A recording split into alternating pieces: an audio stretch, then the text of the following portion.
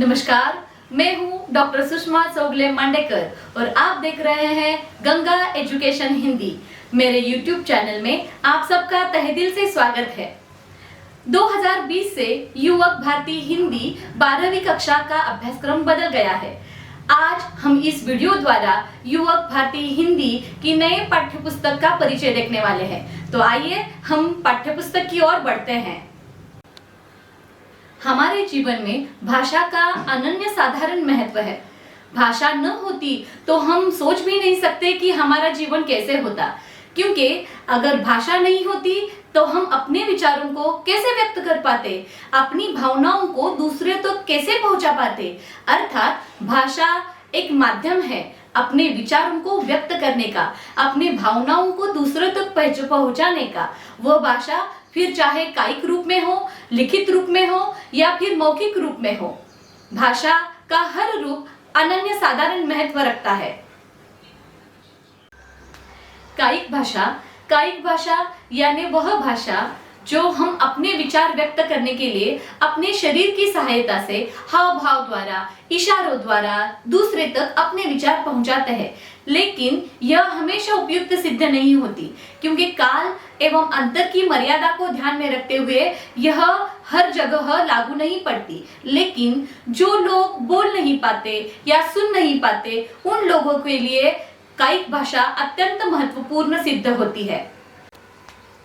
भाषा का दूसरा रूप है वाचिक भाषा, अर्थात हम अपने स्वर यंत्र की सहायता से अर्थपूर्ण ध्वनियों का उच्चारण करके अपने विचारों को दूसरों तक पहुंचाते हैं। सीधी सादी सरल भाषा में अगर कहा जाए तो बोलकर हम अपने विचारों को प्रकट करते हैं, वह भाषा यानी वाचिक भाषा। भाषा का तीसरा रूप है लिखित भाषा। शिलालेख से लेकर आज संगणक तक जो लिखित रूप में, मुद्रित रूप में पढ़ी जा सकती है, वह है लिखित भाषा।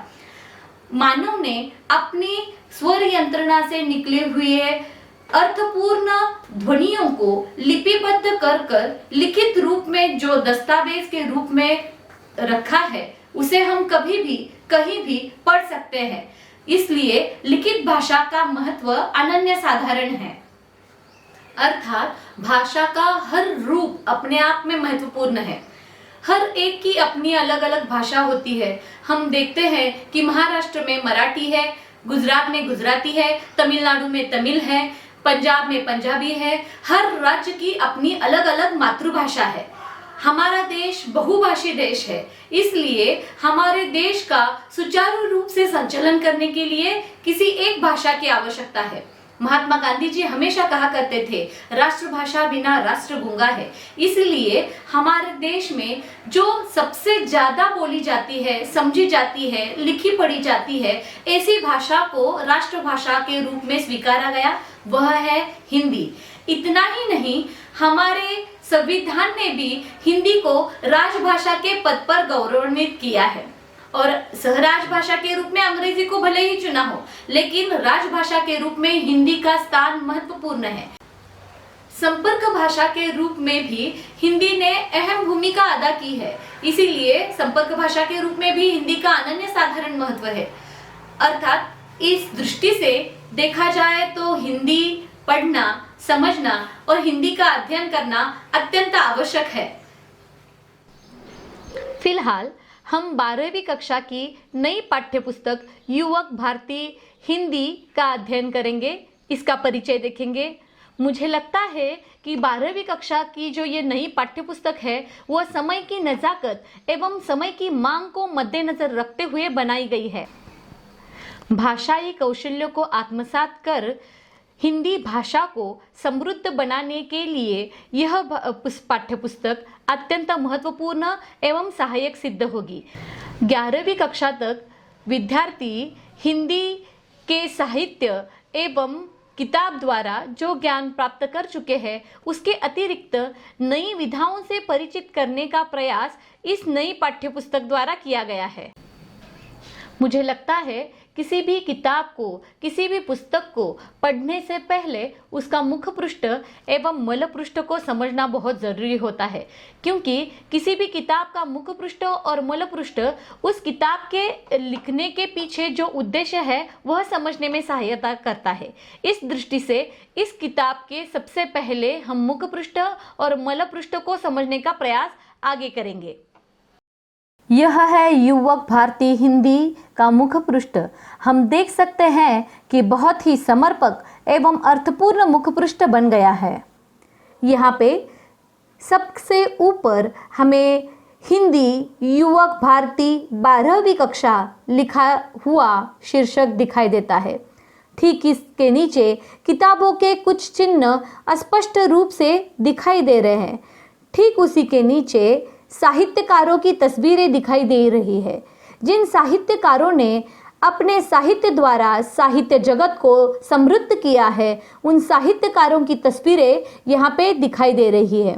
उसके नीचे एक वक्ता अपने विचारों को व्यक्त कर रहा है और श्रोता उन्हें सुन रहे हैं, अर्थात यहाँ पे संभाषण कौशल्य यानी वक्तृत्व कौशल्य की तरफ संकेत हमें दिखाई दे रहा है। पुस्तक की दाहिनी ओर एक लड़की कुछ पुराने दस्तावेज पढ़ती नजर आ रही है, अर्थात यहाँ हम कह सकते हैं कि यह लड़की भाषा पर संशोधन कार्य कर रही है। उसके ठीक नीचे एक लड़का रेडियो जॉकी की भूमिका अदा करता हुआ नजर आ रहा है। रेडियो जॉकी की तरफ नौकरी एवं व्यवसाय की दृष्टि से देखने का नजरिया यहाँ पे इस किताब द्वारा हमें दिखाई दे रहा है। मुख पृष्ठ के बीचों बीच निचले हिस्से में टेलीविज़न दिखाई दे रहा है। वहाँ पे हम देख सकते हैं कि समाचार दिखाए जा रहे हैं। एक महिला संवाददाता के रूप में अपनी भूमिका अदा कर रही है और दूसरी महिला मूकबधिर लोगों के लिए हाव भाव या इशारों द्वारा उसी का अनुवाद करती नजर आ रही है। वह अनुवाद फिर कायिक रूप से दिखाया जा रहा है। उसके बाईं ओर हम देख रहे हैं कि एक लड़की साक्षात्कार ले रही है। शायद समाचार हेतु वह साक्षात्कार ले रही है।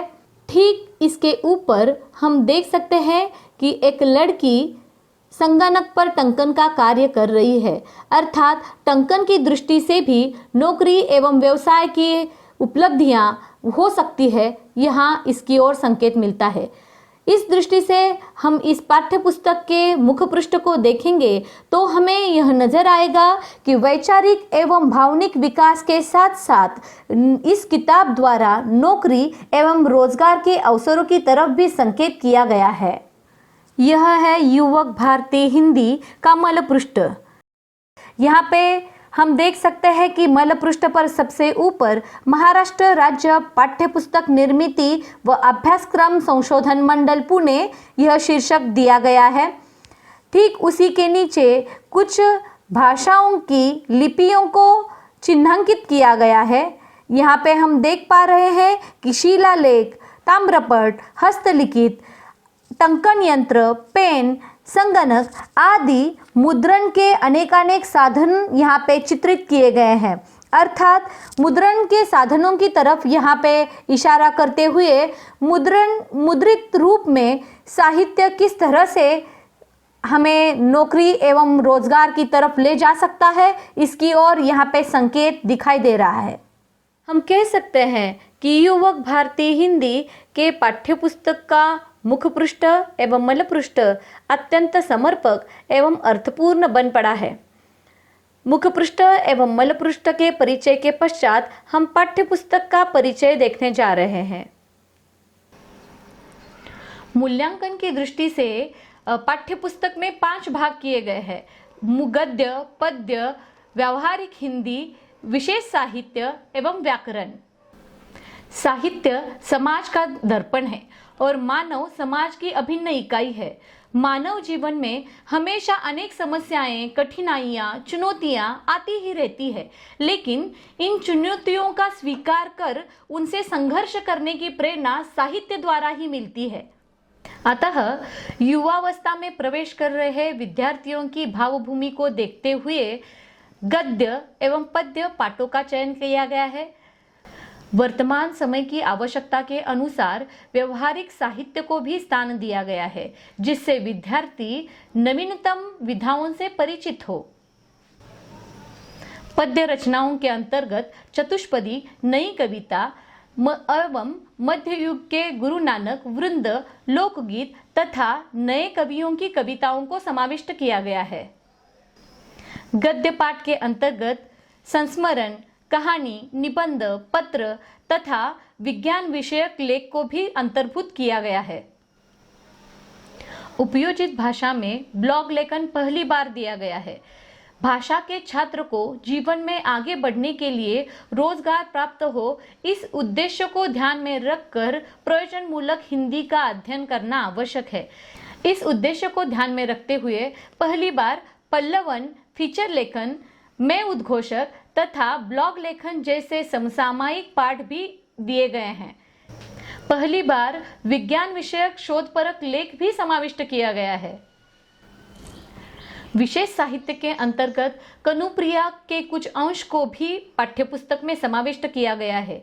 आज के मनुष्य को व्यथित करने वाले प्रश्न कवि ने इस काव्य के माध्यम से उपस्थित किए हैं।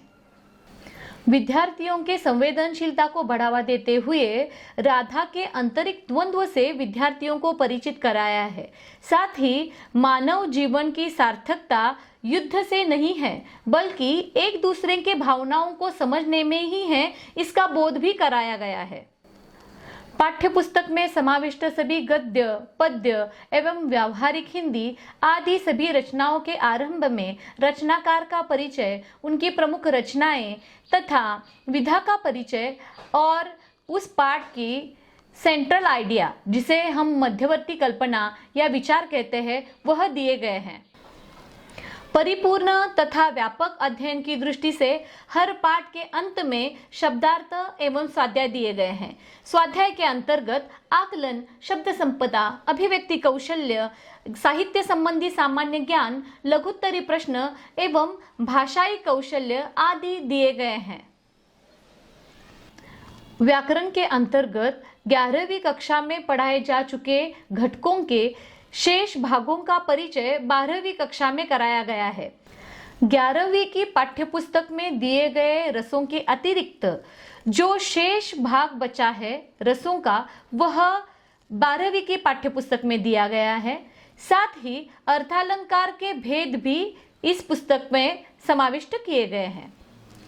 सारांश के रूप में हम कह सकते हैं कि 2020 की यह नई पाठ्यपुस्तक, इसके द्वारा विद्यार्थियों के विचार शक्ति, कल्पना शक्ति एवं सृजनात्मक शक्ति का तो विकास होगा ही, लेकिन साथ ही साथ विद्यार्थियों को नौकरी, रोजगार एवं व्यवसाय के क्षेत्र में अनेक अवसर प्रदान हो सकते हैं। बस आज के लिए इतना ही। अगले वीडियो में हम 12वीं के नए पाठ को लेकर आएंगे। तब तक आप पढ़ते रहिए, मेरे YouTube चैनल को देखते रहिए, आप अपने दोस्तों को भी भेजिए और सब्सक्राइब करना ना भूलें। बेल आइकॉन को भी दबाइए ताकि अगले वीडियो की आपको नोटिफिकेशन आसानी से मिल पाए। अंत में इतना ही कहूंगी, हिंदी पढ़ो, आगे बढ़ो और भारत जोड़ो। इस अंतिम विचार के साथ मैं मेरे वाणी को विराम देती हूँ। धन्यवाद।